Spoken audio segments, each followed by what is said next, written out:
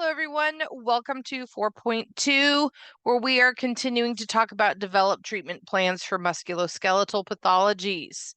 All right, so we're going to cover a couple of different topics today, and we're going to start with spinal deviations. The most common ones are hyperkyphosis and hyperlordosis.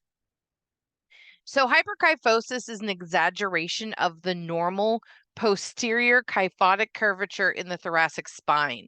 All right, you can see this gentleman standing here and how he has this exaggerated curve going towards the posterior, towards his back, with his spine. A kyphotic curvature is normal, all right? That's when there's just that mild curve going backwards. These terms are often used interchangeably in tests and in some of your textbooks, and I don't know why, but it's really one of my pet peeves. Kyphosis is the normal curvature. Hyper is excessive curvature. Hyperkyphosis is the pathology.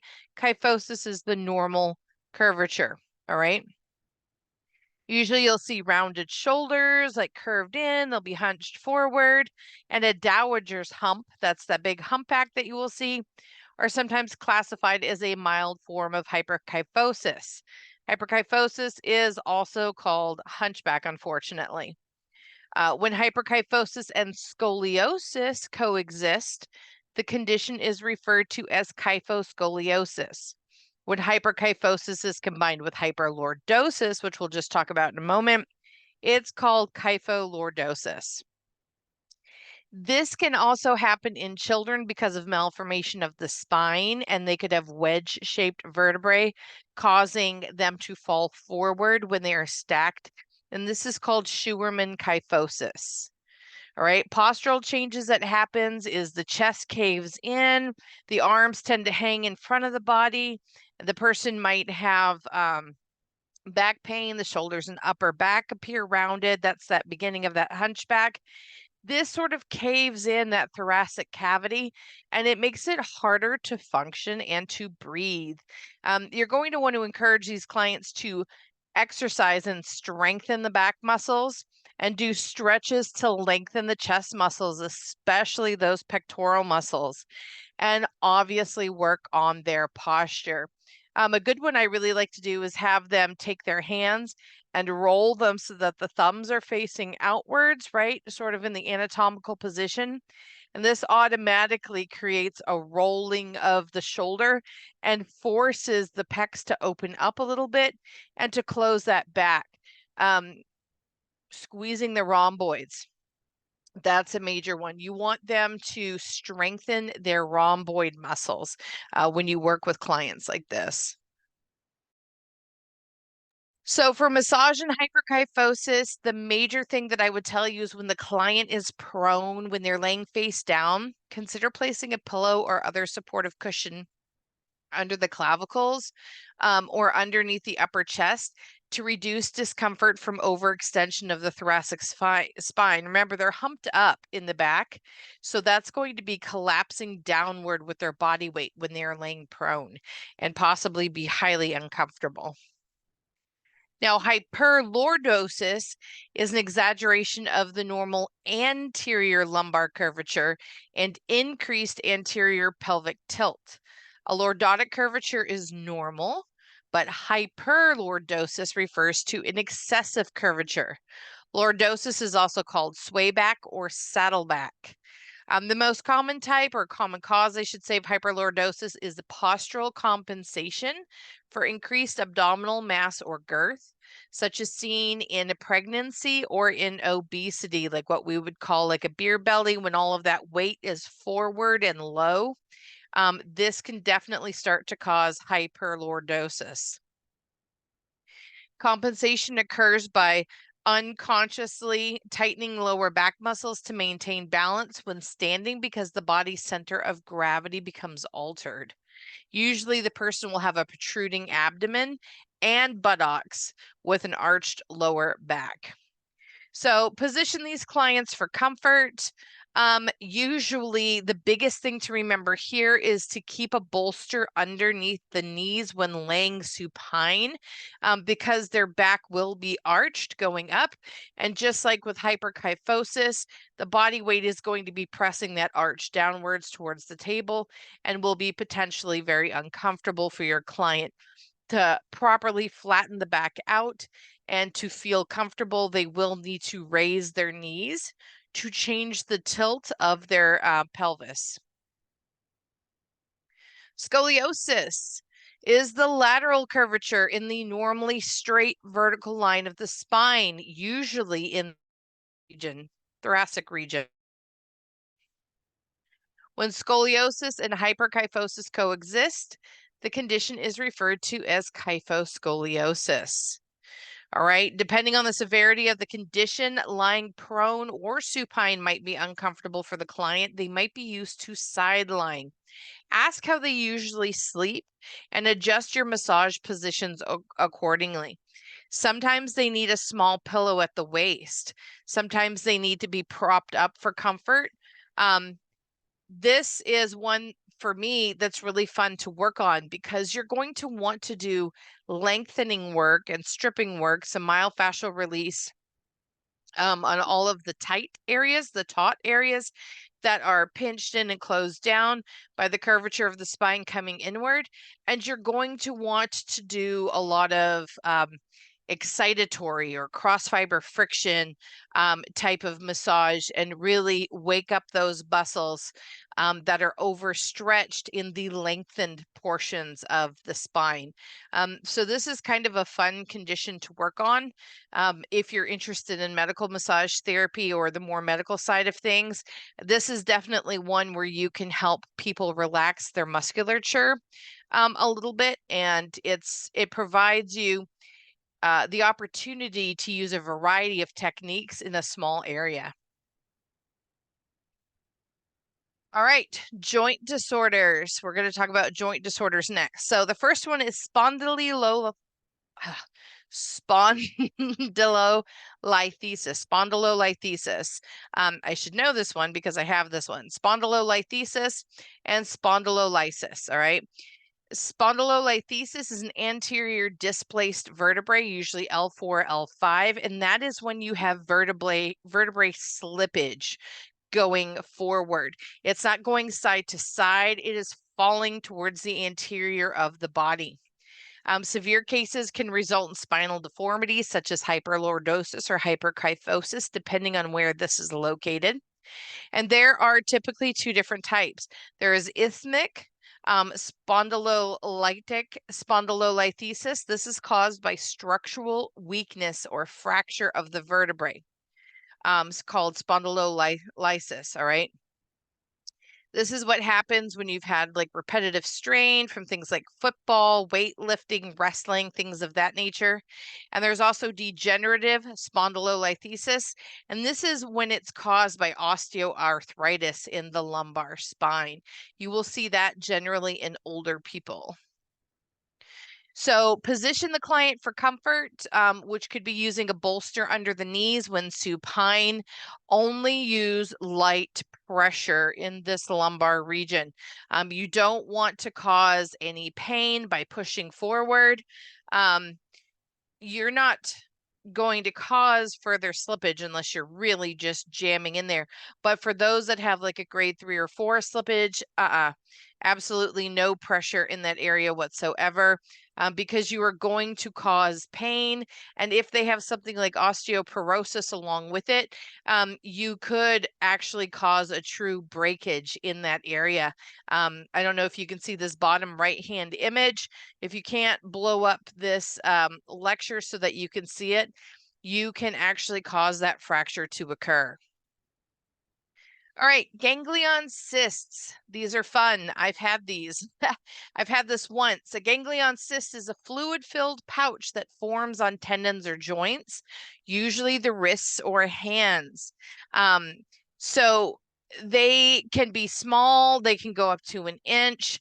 They literally fill with synovial fluid or other types of fluid usually.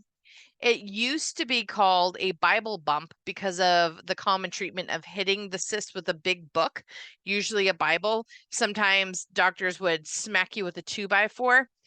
Right where this image is, I had one maybe about 2 inches more distal, and that was from repetitive deep tissue massage and Mrs. Ellis not stacking her joints properly. Ganglion cysts are one of your attendance questions, I believe. And definitely pay attention to them and what could happen to you as a massage therapist if you are naughty like Mrs. Ellis and don't have proper body mechanics and do way too many deep tissues one after the other, and you develop one of these. I actually broke mine apart by doing deep tissue massage on it. Not recommended for your clients, but I did it to myself, and it popped like a grape. I could feel all the fluid squishing into the bones of my hand. So that was an experience. The cause is usually unknown, but research suggests that repetitive motion injury or irritation causes the synovial fluid to leak out and form a pouch-like structure in the area. With massage, you should avoid the affected area because pressure may cause the cyst to rupture or cause radial nerve damage if you're pushing down on it on your clients. So don't do to clients what Mrs. Ellis did to herself, but a doctor might just smack it to get rid of it. Baker cyst, tasty like a pastry. A Baker cyst is a fluid-filled pouch that forms in the popliteal space behind the knee. All right. Thrombophlebitis may occur with this. Remember, that's a deep vein thrombosis, a DVT. And accompanying blood clots below the cyst might occur as a rare complication. So remember, you watch out for those by testing for pain, redness, swelling in the area. Baker cyst is also called a popliteal cyst. A Baker cyst is commonly caused by an inflammation of the knee, such as seen in types of arthritis or knee injury, especially a meniscal tear. These situations cause the knee to produce excess synovial fluid that leaks out and forms a pouch-like structure in the popliteal space. People with a Baker cyst will have a palpable mass behind the knee, which may appear only during knee extension, right? So when their leg is straight, you can see it bulge out of the back there. It might feel soft like a balloon, all right, or a soft boiled egg, or it could be hard like a ball that's very, very firm. When you massage these clients, screen them for DVTs. Remember, we just said unilateral leg swelling, heat, redness, discoloration, pain, tenderness. Look for prominent superficial veins. If the DVT is not present, avoid the affected popliteal area. You're not going to massage the cyst itself. And when the client is supine, make sure that your bolster is a very, very soft foam one. Bursitis. Bursitis is inflammation of a bursa, all right? The flattened sac-like structure between ligaments or tendons and bones that act as cushions to reduce friction. The body contains more than 150 bursa located between tendons, bony prominences, and some muscles. The most common locations of bursitis are the shoulder, subacromial, subcoracoid, and subscapular bursitis are some of these. In the elbow, olecranon bursitis, that's also called student's elbow. Now remember, your elbow, your funny bone, is the olecranon process. So when you have olecranon bursitis, that is bursitis of the elbow joint, otherwise known as student's elbow. You can have bursitis of the hip, which is trochanteric, and ischial bursitis. Weaver's bottom, that's when you have bursitis on your sitting bones, right? Your ischial tuberosities, you have bursa in those areas, and if they become inflamed, it is called Weaver's bottom. In the knee, which is prepatellar, which is also called housemaid's knee, infrapatellar bursitis, which is clergyman's knee, and in the heel, which is calcaneal bursitis, and the base of the great toe, which is TP bursitis, right? The most common causes of bursitis are overuse and excessive pressure. For acute cases, treat the affected area as a local contraindication. They can be very, very sore. Once inflammation has resolved, local massage can begin. I recommend myofascial work and stripping and stretching of the muscles in these areas to help lengthen and to promote some circulation in there to help with the fluid and the ability to move and glide of these tissues in there that the bursitis is sort of blocking up. All right, this is just an image of trochanteric bursitis.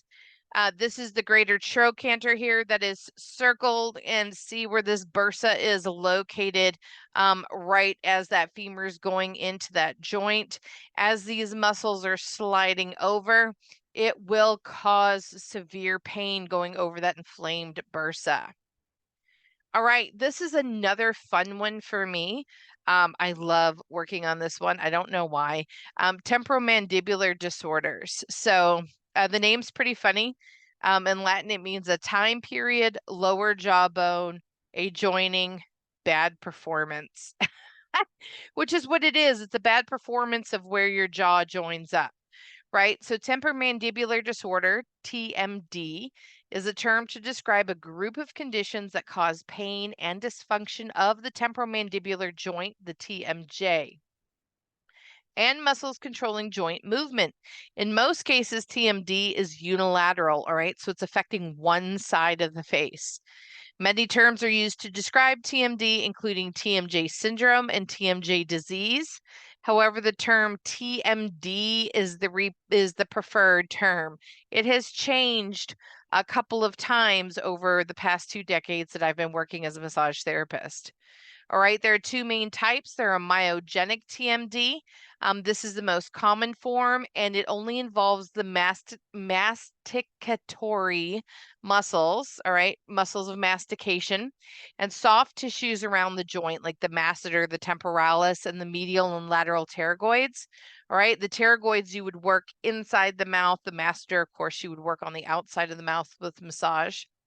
Articular TMD is joint related, and that's an abnormal relationship between the articular disc and the condyle, which you can see an image of down here in the bottom right corner when that mandible just slips right off. All right.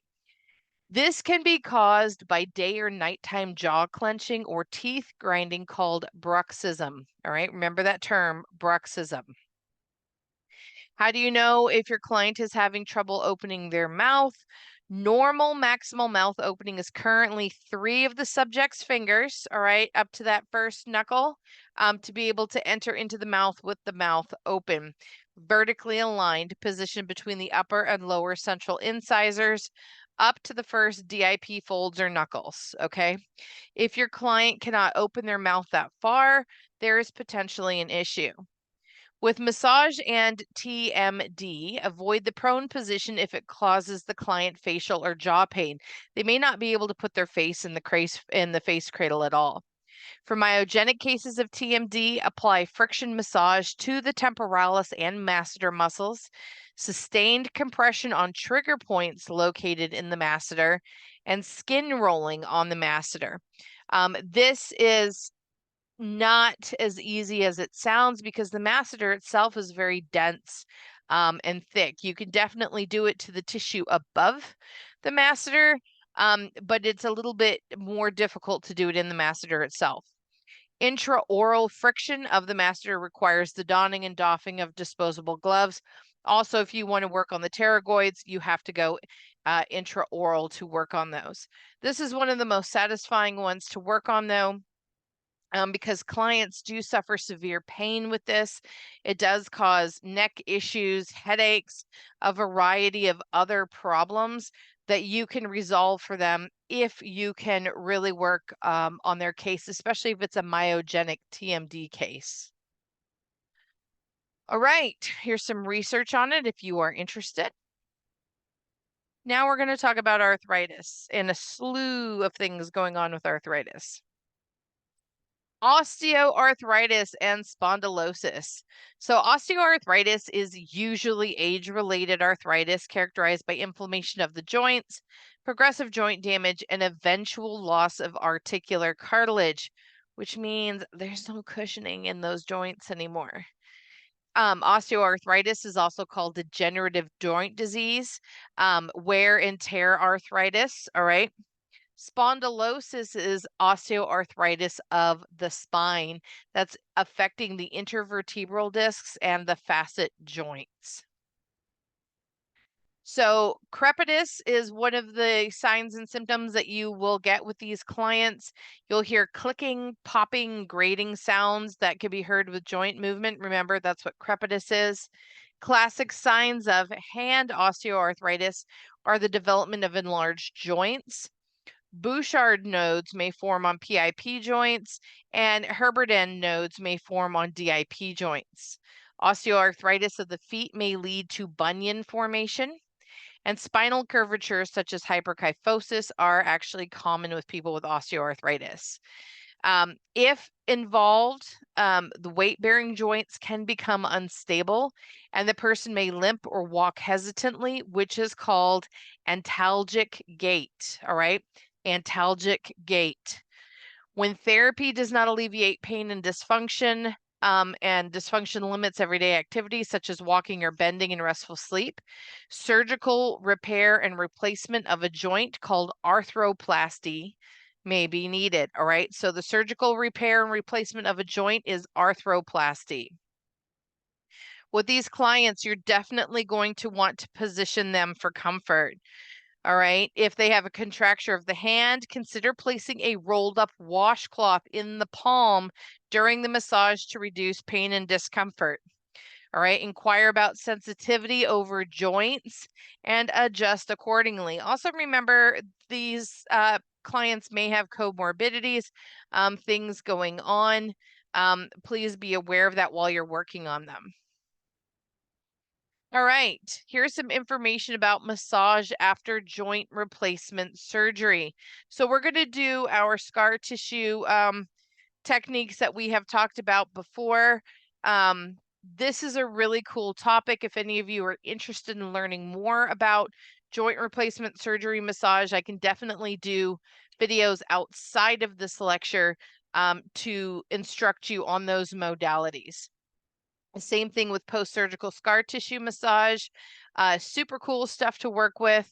I'm not going to focus on it heavily here because right now we're just talking about the pathologies and the basic treatment plans for those rather than post-surgical. But if you are interested in this, let me know and I will make you some modality videos.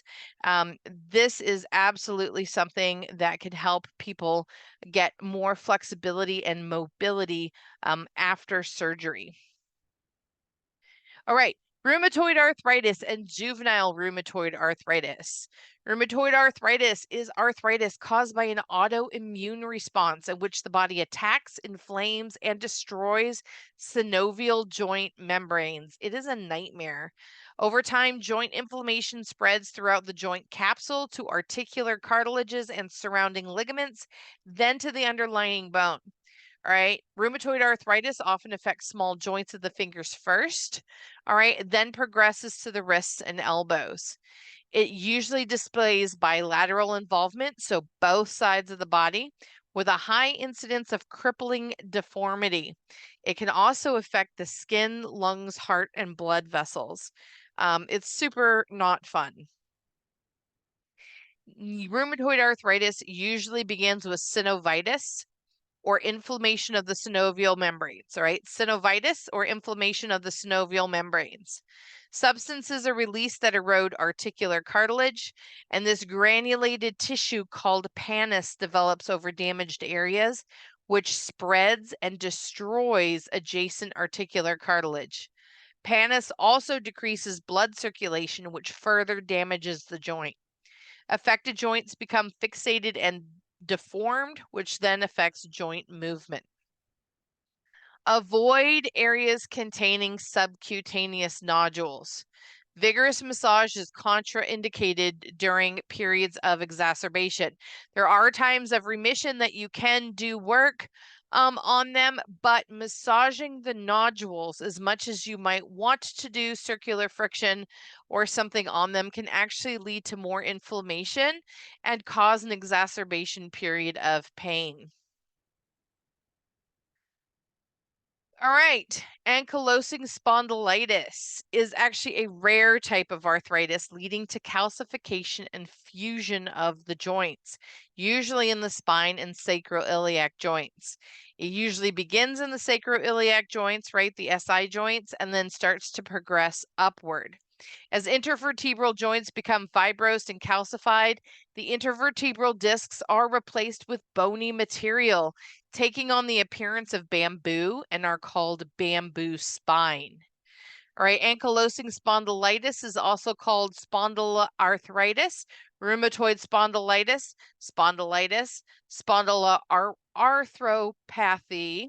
All right, let's all trip over that one. It's talking about the joints. Arthro always refers to joints. And Birch-Tarrou disease. It's helpful to ask them about sleeping positions in this one as well, just like it is with severe scoliosis, and use this position for all or most of the massage because moving with this condition might be really difficult and painful. You most likely will be doing a side lying or complete supine massage for these clients, all right? Avoid traction and passive range of motion on the spine and the hip joints completely. Gout is arthritis caused by accumulation of uric acid crystals. Usually the base of the great toe is the first thing affected. Gout can also occur in other joints such as the ankles, knees, fingers, wrists, and elbows. Gout typically develops after several years of asymptomatic hyperuricemia. All right, hyperuricemia. Gout is also called gouty arthritis and metabolic arthritis. Gout occurs in 3 stages: the asymptomatic hyperuricemia, acute gout, and chronic tophaceous gout. All right. During this last stage, painless nodules called tophi might form in subcutaneous tissues over the ear, the extensor surfaces of the arms and feet, and over the Achilles tendon and the patella. All right. Uric acid or urate is produced when it breaks down, when your body breaks down purines, which are substances found in the body. Purines are also found in certain foods, such as meat and seafood. Things like liver is really, really high in purines. Other substances also promote high levels of uric acid, such as alcoholic beverages, especially beer, and beverages containing fructose. Uric acid is excreted by the kidneys. However, some individuals either produce excessive amounts of uric acid or are unable to excrete it, resulting in abnormally high levels in the bloodstream called hyperuricemia. All right. If you cannot excrete it or you have an overabundance, that can lead to uric acid kidney stones. Massage is postponed if a client has a fever associated with this.